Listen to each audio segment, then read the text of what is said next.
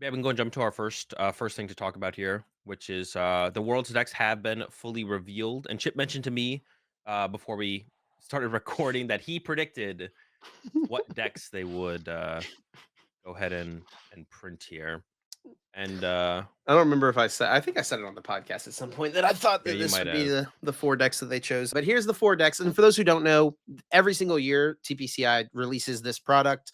And they just take four decks from the World Championships and release them with like a unique card back. You can see here it's got like a Honolulu card back with the different Pokemon that were featured for some of the things that were happening at the event. It's like just a commemorative way to go back and replay with these cards. The cards also will have the players' signatures on the front of them traditionally as well. So that's a pretty cool added little feature. But yeah, very fun product. I pick these up every single year. I'm sure there's plenty of people out there that do as well. And yeah, it's just a nice, cheap way to be able to go back and revisit a past format.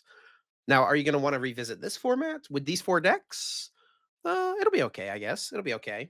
So the four decks they chose to print, we've got the Juniors World Champion Sakuya Ota with the Ancient Toolbox for the deck name. Fernando Cifuentes, the Masters World Champion with Crushing Thorn, the Iron Thorns. I think that's a pretty solid deck name. Ancient Toolbox is like, kind of whatever, you know. Yeah, Crushing Thorn's a pretty good deck name.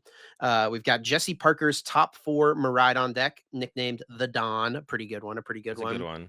And then Evan Pavelski's first place world champion seniors division deck called Reggie Drago V Star. Come on, Evan. We couldn't think of a little something else. Well, the Reggie thing is, Drago V he Star. he maybe did, but they didn't use any of them. When I was going into top four of worlds, they had me like write down like four deck names or something. But they weren't guaranteed to use any of them. So like if I had like beat Vance and then theoretically had my deck printed at Worlds, they could have just called it Mew VMAX if they didn't like any of my What were some of name your deck choices. names? Do you remember? I don't even remember what they were.